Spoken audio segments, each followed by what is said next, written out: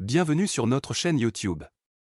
Dans la vidéo d'aujourd'hui, nous plongeons dans la vie remarquable de Jeanne d'Arc, une figure courageuse et inspirante de l'histoire médiévale.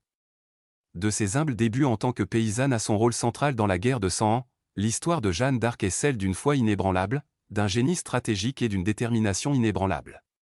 Rejoignez-nous alors que nous explorons son parcours extraordinaire, ses victoires militaires et l'héritage durable qu'elle a laissé derrière elle.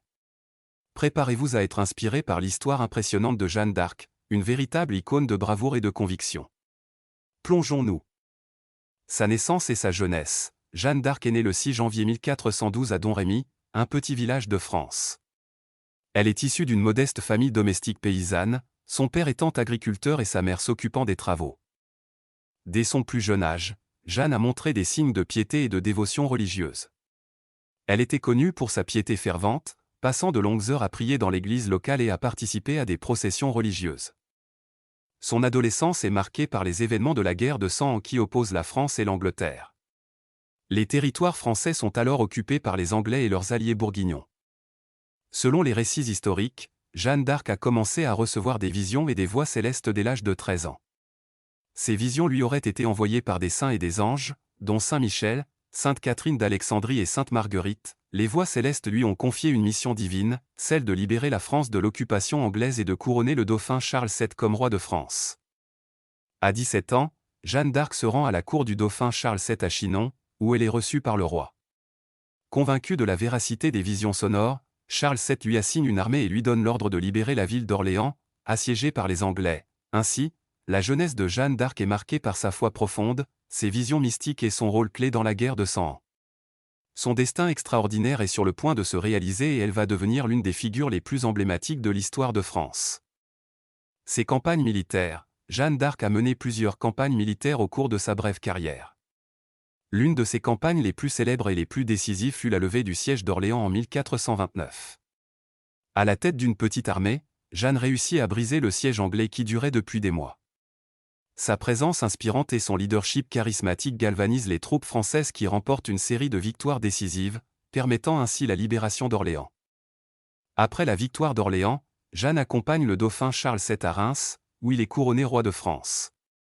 Cette campagne est un symbole fort de la légitimité de Charles VII en tant que souverain français.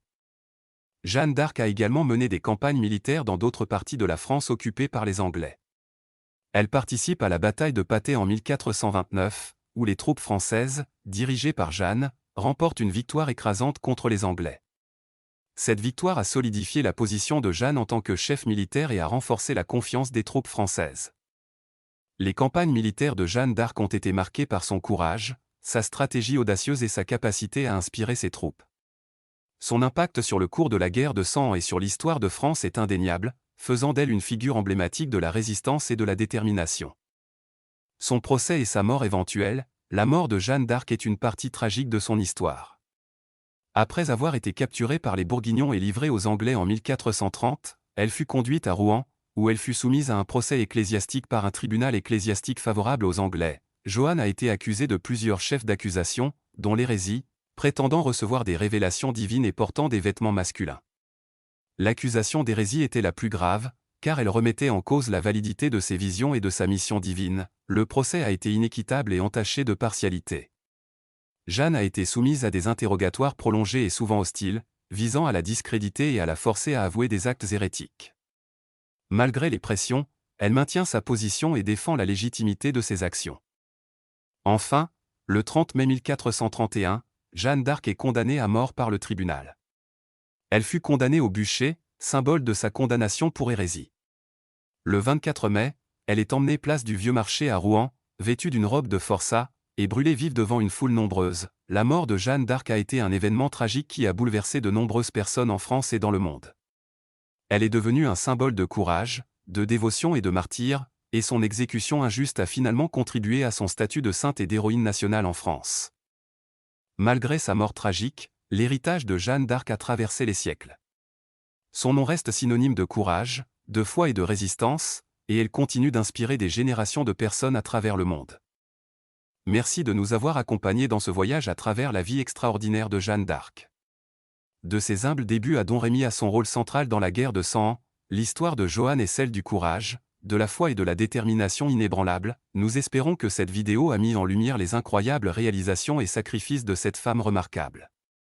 La croyance inébranlable de Joanne en sa mission divine, son génie stratégique sur le champ de bataille et son esprit inébranlable continuent de nous inspirer à ce jour. N'oubliez pas d'aimer, de partager et de vous abonner à notre chaîne pour des histoires plus fascinantes de l'histoire. Honorons l'héritage de Jeanne d'Arc en faisant connaître sa vie extraordinaire et l'impact qu'elle a eu sur le monde.